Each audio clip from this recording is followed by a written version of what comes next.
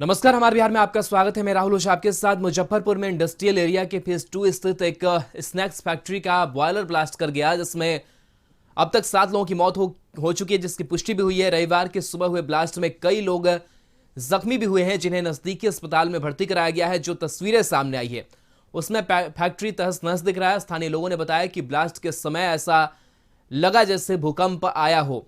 तो एक बड़ा हादसा सामने आया है और काफी दुखद खबर सामने आई है, क्योंकि 7 लोगों की जान चली गई है। कई लोग घायल हैं, जिन्हें इलाज के लिए अस्पताल में भर्ती कराया गया है। 7 लोगों की मौत की पुष्टि अब तक हो चुकी है। आंकड़ा और भी बढ़ सकता है। तस्वीरें देखकर आप अंदाजा लगा सकते हैं कि कैसे जो पूरा फैक्ट्री है वो क्षतिग्रस्त नजर आ रहा है। जो दीवारें हैं वो टूटी हुई नजर आ रही है और कितना बड़ा यह हादसा हुआ है। वहीं अफरा तफरी का माहौल था। हालांकि आज रविवार का दिन है और बताया यह भी जा रहा है कि आज जो कंपनी है, फैक्ट्री है, वो बंद रहती है, लेकिन इसके बावजूद कुछ लोग अंदर थे, काम कर रहे थे। बॉयलर ब्लास्ट हुआ है। हालांकि किस वजह से बॉयलर ब्लास्ट किया है अब तक बातें खुलकर सामने नहीं आ पा रही है, लेकिन कहीं ना कहीं कह सकते हैं कि एक बड़ा हादसा हुआ है। एफएसएल की जो टीम है वो पटना से रवाना हुई है और इस पूरे मामले की जांच की जाएगी, क्योंकि इस पूरे मामले के जो जांच के आदेश है वो भी दे दिए गए हैं। और लगातार कई जगहों से पिछले कई सालों से तस्वीरें, घटनाएं सामने आती है जहां बॉयलर ब्लास्ट में कई मजदूरों की जान बिहार में गई है और एक बार फिर से ये बड़ा हादसा सामने आया है। और तस्वीरें देखिए, सारी चीजें बिखरी हुई, क्षतिग्रस्त नजर आ रही है। वहीं आसपास के लोग भी इकट्ठे हैं और एक एक चीज क्षतिग्रस्त और उसके परखच्चे उड़े हुए नजर आ रहे हैं। 7 की अब तक मौत हो गई है। जिला प्रशासन की जो टीम है वहां पर मौजूद है। रेस्क्यू का काम लगातार किया जा रहा है। कुछ लोग गंभीर रूप से घायल हैं, जिन्हें इलाज के लिए अस्पताल में भर्ती कराया गया है। और 7 लोगों की मौत अब तक इस बॉयलर ब्लास्ट में हो चुकी है और इसकी पुष्टि भी आधिकारिक तौर पर की जा चुकी है। तो मुजफ्फरपुर में बॉयलर ब्लास्ट और इस बॉयलर ब्लास्ट में 7 की जान चली गई है। स्थानीय लोग ये बता रहे हैं कि उन्हें ऐसा लगा जैसे कि भूकंप आया हो। काफी धमाकेदार आवाज हुई और कुछ और भी जो स्थानीय वो बता रहे हैं कि काफी कई किलोमीटर दूर तक इसकी जो गूंज है वो सुनाई दी है और सारा कुछ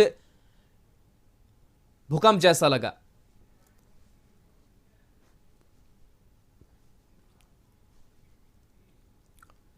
फैक्ट्री जो बताया जा रहा है कि नूडल्स फैक्ट्री थी, वहाँ बॉयलर में विस्फोट हुआ है और उसके चलते उस फैक्ट्री में और उसके अगल बगल की फैक्ट्रीज़ में काफ़ी तेज़ आवाज़ के साथ बिल्डिंग क्रैक की है, थोड़ा आग लगी है, जिसके चलते कुछ करीब 5 लोगों की डेथ हो चुकी है और घायल लोगों का और इलाज SKMCH में कराया जा रहा है।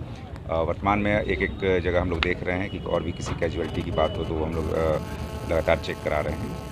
बाकी स्थिति यही है कि SKMCH में जो घायल हैं उनका बेहतर इलाज कराया जा रहा है। अब तक कितने मरने की पुष्टि? अब तक 5 डेथ की पुष्टि हुई है। घायल सर कितने हैं? घायल 6 हैं और भी घायल होंगे तो लगातार हम लोग रीजन सर कुछ पता चल? और इस पूरी खबर पर मरगूब आलम हमारे सहयोगी जुड़े हुए हैं न्यूज रूम से। मरगूब, एक बड़ा हादसा सामने आया और काफी दुखद घटना भी सामने आई। 7 लोगों ने अपनी जान गंवा दी है। किस तरीके से ब्लास्ट हुआ और क्या कैसे ये हालात बने, क्या कुछ अपडेट आपके पास? और राहुल, जब 12 बजे आप हमसे बात कर रहे थे और हमने अपने दर्शकों को कई महत्वपूर्ण जानकारियां दी थी। इस लगभग 1 घंटे में 4 महत्वपूर्ण अपडेट हमारे पास आए हैं, जिसकी जानकारी हम अपने दर्शकों को दे दें। जिलाधिकारी ने एक विशेष टीम का गठन कर दिया है जो पूरे मामले की जांच करेगी। उस टीम में प्रशासनिक अधिकारी होंगे, पुलिस के अधिकारी होंगे। दूसरा अपडेट, एफएसएल की विशेष टीम पटना से मुजफ्फरपुर पहुंच गई है और एफएसएल की विशेष टीम पूरे मामले की जांच करेगी और जांच के बाद उन्हें निर्देश दिया गया है कि वो जितनी जल्दी हो सके वो जिला प्रशासन को रिपोर्ट करे। एफएसएल की टीम के रिपोर्ट में अगर ये बात जी मरगूब, फोन कट गया जी, फोन कट गया, स्थिति है।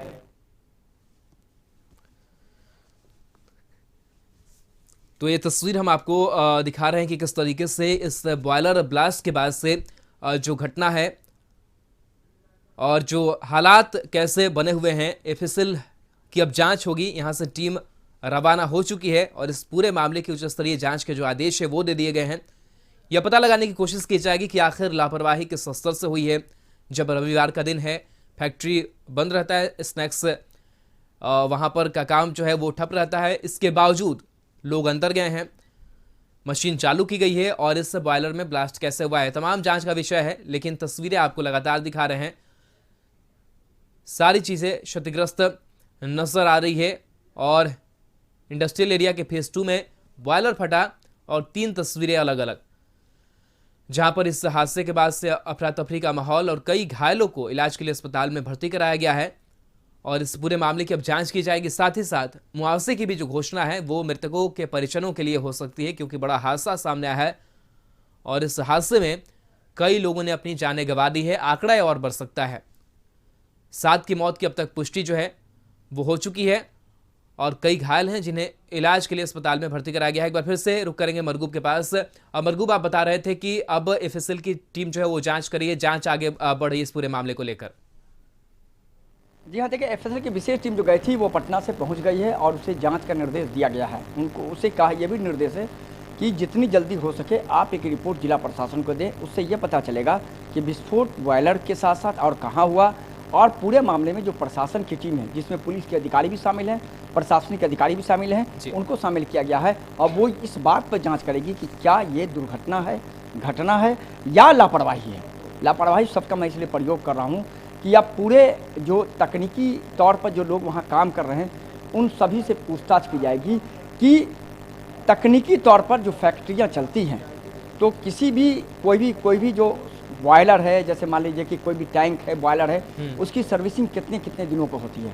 क्या इसकी सर्विसिंग को ज़्यादा दिन हो गए थे? अगर ज़्यादा दिन हो गए और ये सर्विस से बाहर है तो इसका मतलब है कि लापरवाही है, आपने लोगों की ज़िंदगी के साथ खेला है। दूसरा जो सबसे महत्वपूर्ण जानकारी वो ये है कि स्वास्थ्य विभाग ने तत्काल कहा है कि जो गंभीर रूप से घायल हैं एसकेएमसीएच के अधीक्षक को उनको आईसीयू में शिफ्ट करें।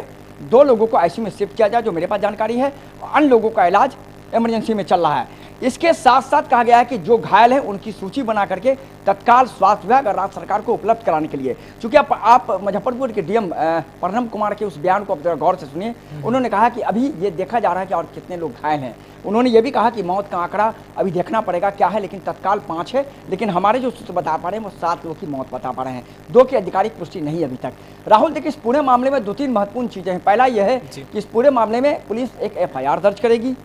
वो एफआईआर पुलिस अपने बयान पर दर्ज करेगी। ये है, हम आपको सीधे तौर पर जो कानूनी पेचीदगी है वो मैं बता देता हूँ अपने दर्शकों को। और उसके बाद ये पूरा मामला जांच शुरू हो गया।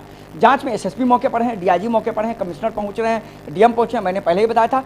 और अभी जो मेरे पास जानकारी आई थी जब मैं आ रहा था कि किसी भी समय मुआवजे का ऐलान माननीय मुख्यमंत्री की तरफ से होगा, चूँकि ये कहीं ना कहीं उन जो 5 लोग मरे हैं, हालांकि 7 के लोग कह रहे हैं कि 7 की मौत हुई है, तो उनको मुआवजा में जो घायल हैं उनके लिए भी सरकार मुआवजे की घोषणा करेगी।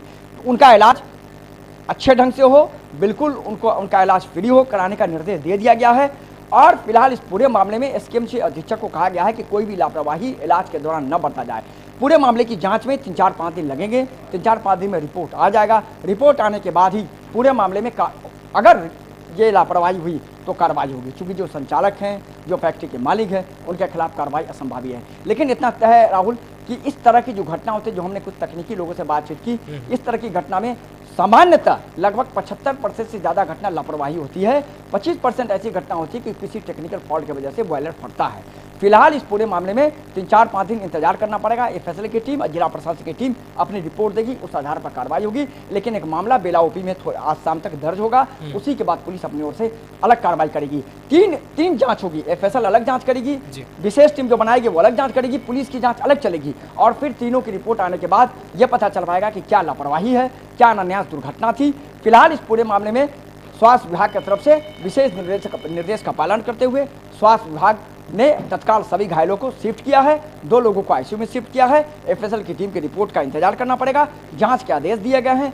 भारी संख्या में पुलिस फोर्स को तैनात किया गया है। अगल बगल में जो फैक्ट्रियां थी उन सभी फैक्ट्री को तत्काल अभी बंद कर दिया गया है। फैक्ट्रियां नहीं चल रही हैं, भीड़ बहुत ज़्यादा है, हो सकता है कानून व्यवस्था की स्थिति पैदा हो, इसीलिए उनको बंद कर दिया गया है और सभी मजदूरों को तत्काल वहां से छुट्टी कर दिया गया है। तो बिल्कुल डीएम मौके पर भी हैं, अभी भी एसएसपी मौके पर हैं, आईजी पहुंच रहे हैं, डीआईजी पहुंच रहे हैं। तो लापरवाही है या दुर्घटना या घटना, इसकी जांच में 3-4-5 दिन लगेंगे। लेकिन इस पूरे मामले में एक मामला बेला ओपी में आज शाम तक दर्ज होगा। उसके बाद पूरे मामले में पुलिस भी अपनी ओर से कार्रवाई करेगी। राहुल, चलिए, बहुत बहुत शुक्रिया मरगूब तमाम जानकारी के लिए। तो मरगूब बता रहे थे कि किस तरीके से जो ये पूरी घटनाक्रम सामने आई है और एफएसएल की जो जांच है वो हो रही है। साथ ही साथ जो कह सकते हैं कि प्रशासनिक टीम है वो भी जांच करेगी और इस जांच के बाद से 4-5 दिनों का वक्त लगेगा कि किस तरीके से लापरवाही हुई। हालांकि एक बात जरूर कहा जा रहा था कि जिस तरीके से आज रविवार का दिन है और रविवार के दिन भी इस फैक्ट्री को खोला गया था और वहां पर लोग कुछ अंदर थे,